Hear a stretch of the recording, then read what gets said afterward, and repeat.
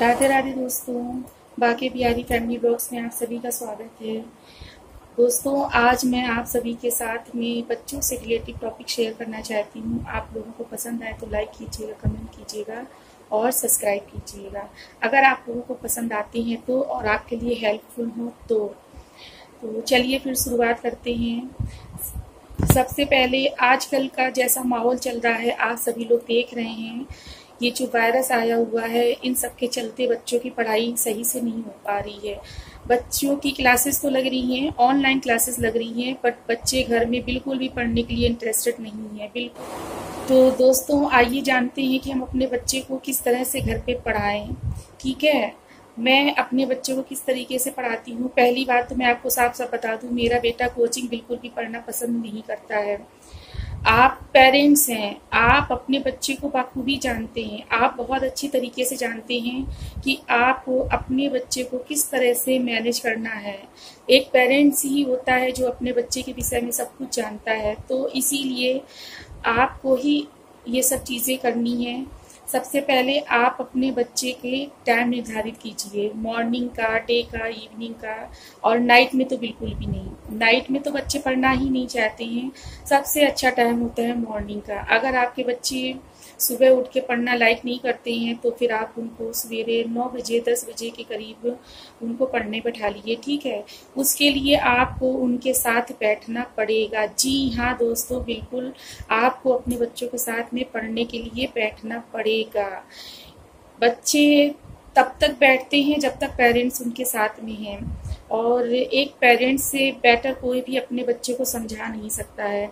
मैं अपने बच्चे के साथ क्या करती हूँ, मेरा बेटा है तो आप ये समझिए कि उसको किसी का भी पढ़ाना बिल्कुल भी नहीं पसंद है, या यूँ समझ लीजिए कि उसको किसी के मेथड ही नहीं समझ में आते हैं। समझ में आते हैं पर वो उतना सेटिस्फाई नहीं होता है जितना वो सेटिस्फाई मुझसे होता है। मैं अपने बच्चे को पढ़ाने के लिए हर वो तरीका अपनाती हूँ जिससे मेरे बच्चे को वो चीज़ बिल्कुल अच्छे से लर्न हो जाए।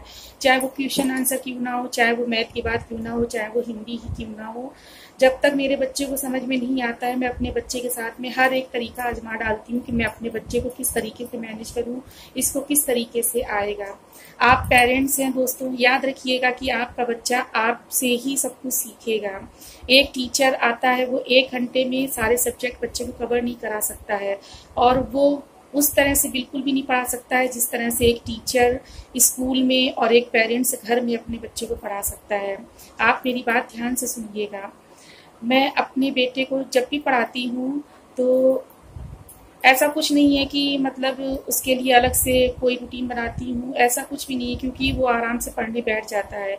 उसके अंदर एक ये चीज़ बहुत है कि अगर मेरी क्लास चल रही है और मैं इस चीज़ का क्वेश्चन का आंसर नहीं दे पाया हूँ तो मतलब उसे बड़ी बैड वाली फीलिंग्स आती हैं। आप समझ सकते हैं ना मैं क्या कहना चाह रही हूँ। उसको इंसर्ट सी फील होती है, जबकि मैंने उसको इस तरीके से बिल्कुल भी नहीं ढाला है। लेकिन अगर ये चीज़ बच्चे के अंदर है तो ये बहुत अच्छी बात है कि अगर बच्चा किसी क्वेश्चन का आंसर नहीं दे पा रहा है तो उसको अपने आप में खराब लग रहा है, ताकि वो आगे और मेहनत करेगा। तो ये बहुत अच्छी चीज़ है। मेरा बेटा मेरे पास खुद आता है कि माँ मुझे पढ़ा दो, और वो मेरे बिना पढ़ता भी नहीं है। अगर मैं उसको कोई काम दे दूँगी तो वो उसको तुरंत कर लेता है और किसी टीचर के सहारे नहीं रहता है। मैंने उसको इस तरीके से मैनेज किया है कि वो सिर्फ वही काम करता है जितना मैंने उसको सिखा रखा है। वो जिद नहीं करता, सबसे बड़ी बात। वो खाने में हर चीज़ खाता है और वो पढ़ाई भी मन लगा के करता है। मुझे पढ़ाई में जो एक रहता है कि बच्चों की फर्स्ट रैंक आनी चाहिए, बच्चों के इतनी परसेंटेज आनी चाहिए, मेरा ऐसा कोई भी एम नहीं रहता है, क्योंकि मैं जानती हूँ कि मेरा बच्चा पढ़ने में कितना अच्छा है और वो जो भी मार्क्स लेके आता है मैं उसमें सेटिस्फाई हूँ। आप बच्चों के उत्साह को कभी भी कम मत कीजिए, बच्चों के उत्साह को हमेशा बढ़ाते रहिए। अगर उसका 0 पॉइंट आया है तो भी आप उसमें खुश होइए और उसको आगे के लिए उत्साहित करें कि बेटा अगली बार आपको 2 पॉइंट लेके आना है। इससे क्या होगा कि बच्चे के मन में जो एक डर रहता है कि मेरे मार्क्स बहुत कम आए तो मेरे पेरेंट्स मुझे डांटेंगे, मुझे मारेंगे, तो उसके मन से ये बात निकल जाएगी। दूसरा, जब आप उसको समझाएंगे आगे के लिए कि बेटा नेक्स्ट टाइम आपके इतने मार्क्स आने चाहिए, तो वो भी कोशिश करेगा। बच्चों को डांटने और मारने से कुछ भी नहीं होता है। मेरे बच्चे के मार्क्स अच्छे भी आते हैं, कभी बुरे भी आते हैं, और बहुत बुरे तो नहीं आते हैं, बट हाँ जैसे कभी 20 में 16 आ गए, कभी 20 में 15 आ गए, कभी 20 में 11 भी आ गए, पर इससे नीचे नहीं जाते हैं। पर 20 में 11 वो तब उस सिचुएशन में आते हैं जब मेरे संग कोई प्रॉब्लम क्रिएट होती है, मेरी फैमिली में कोई प्रॉब्लम क्रिएट होती है, जैसे कि तबीयत खराब हो जाना या फैमिली मेंबर्स में किसी की भी तबीयत खराब हो जाना, तो उस सिचुएशन में ऐसा होता है। तो फिर भी मैं उसको कुछ भी नहीं कहती हूँ। मेरे लिए वो चीज़ मायने नहीं रखती है कि आप 20 में 20 लेके आइए, ऐसा बिल्कुल भी नहीं है।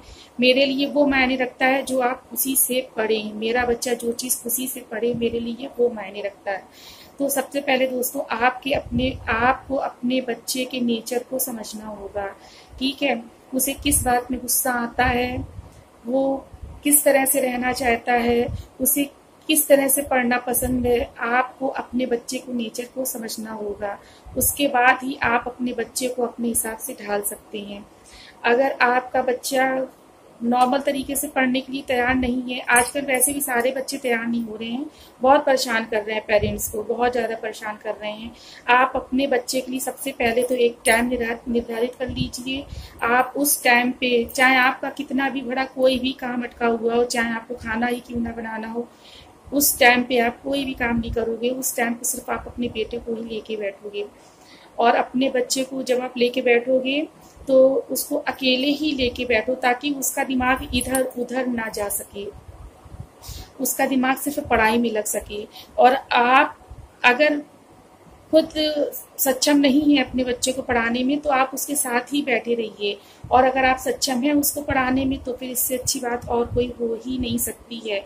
आपको जितना भी समझ में आ रहा है, जितना भी आप उसको पढ़ा सक रहे हो, उतने में ही आप उसको समझाने की कोशिश कीजिए। आपका बच्चा जरूर समझेगा।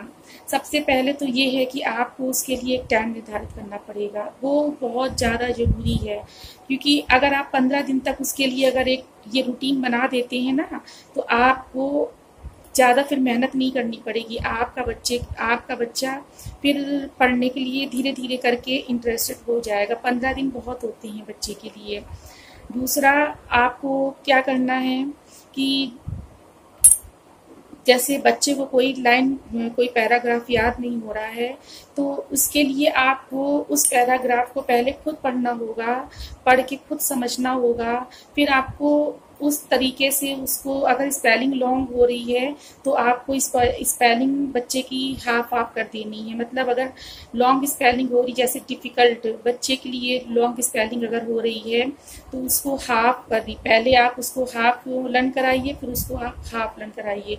साथ में आप ये जरूर करिएगा कि बच्चे से कहिए कि आप साउंड करिए, आप साउंड कीजिए। जैसे डिफिकल्ट है तो बच्चे से कहिए डिफिकल्ट, आप मुंह से साउंड कीजिए, क्योंकि जो साउंड आप करेंगे ना, उसमें आपकी स्पेलिंग्स भी निकलती रहेंगी, तो इससे बच्चे को बहुत ज़्यादा हेल्प मिलेगी।